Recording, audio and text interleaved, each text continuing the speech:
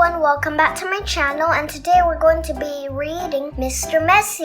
Look how messy it is. It looks like they just scribbled on him to draw him. And here's Koala. Hello everyone, welcome back to my channel, and today we're going to be reading Mr. Messy. Let's start reading Mr. Messy.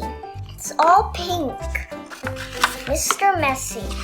Mr. Messy was the messiest person you've ever met in your whole life. He looked messy because he was messy in everything he did. You could always tell where Mr. Messy had been because he left a trail of messy fingerprints wherever he'd been. Oh yes, Mr. Messy was messy by name and messy by nature. Looks disgusting. Mr. Messy lived in a particularly messy-looking house. The paint was peeling, the windows were broken, there were tiles missing from the roof, the flower beds were overgrown with weeds, the garden gate was off its hinges. And had Mr. Messy cut the grass in his yard lately? He had not! Oh dear. One morning, Mr. Messy woke up in his messy bed, yawned, scratched, got up, brushed his teeth, leaving the top of the toothpaste, and had his breakfast, spilling cornflakes all over the floor, and then set out for a walk, tripping over a broom he'd left lying in the yard for 2 weeks before. There was a forest behind Mr. Messy's messy house with the messy yard, and that's where he went for his walk. It was a particularly large forest with lots of trees, and it took Mr. Messy a long time to walk through it. But he didn't really mind because he felt like walking that morning. So he walked and walked right through the forest until he came to the other side. And do you know what he found on the other side of the forest? Mr. Messy found the neatest, prettiest looking little cottage that he had ever seen. It had a lovely little yard with a stream running through the middle of it. There was a man in the yard clipping the hedge. He looked up as Mr. Messy approached. "Good morning, I'm Mr. Messy," said Mr. Messy. "I can see that," replied the man, looking him up and down. "I'm Mr. Tidy." "And I'm Mr. Neat," said another man, appearing out of the house. "Tidy and Neat," said Mr. Tidy. "Neat and Tidy," said Mr. Neat. "We're in business together," explained Mr. Tidy. "And the people who own this house have asked us to do some work for them." "What sort of work?" asked Mr. Messy. "Oh, we make things nice and neat," said Mr. Neat. "Tidy things up," added Mr. Tidy. "Perhaps we could come along and do some work for you," said Mr. Neat, looking at Mr. Messy. He was looking even messier than usual that particular morning. "But I don't want things neat and tidy," said Mr. Messy, looking downright miserable at the thought of it. "Nonsense," said Mr. Tidy. "Fiddlesticks," said Mr. Neat.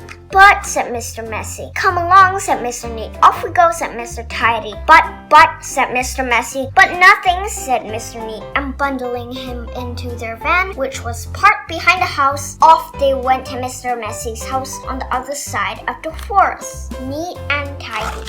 "Good heavens," said Mr. Neat when he saw where Mr. Messy lived. "Good gracious me," added Mr. Tidy. "This is the messiest house I have ever seen in all my born days," they both said together at the same time. "Better do something about it," said Mr. Neat. And before Mr. Messy could open his mouth, the two of them were rushing here and there around Mr. Messy's house.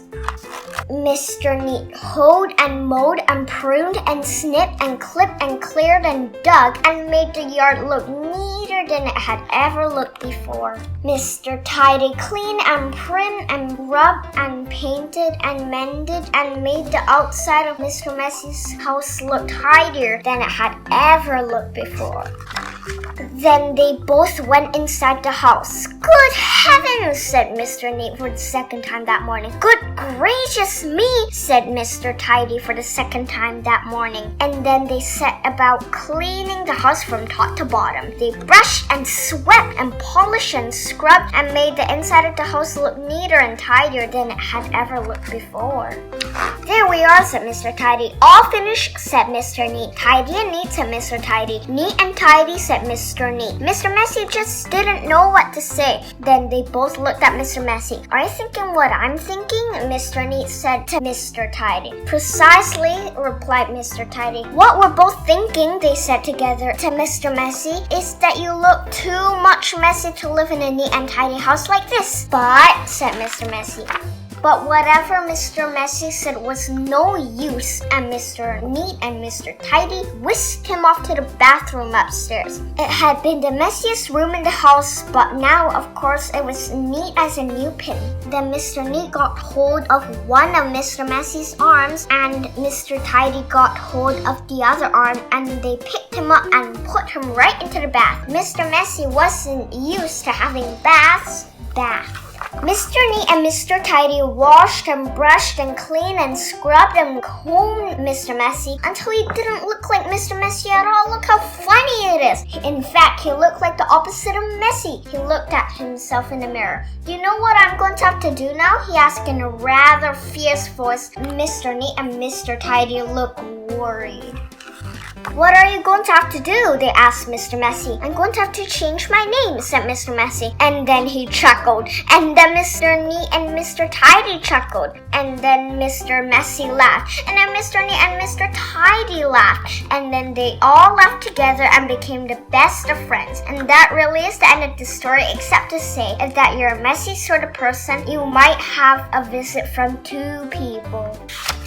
And you know what they're called, don't you? Bye everyone, hope you like this video, subscribe to my channel and see you tomorrow, bye!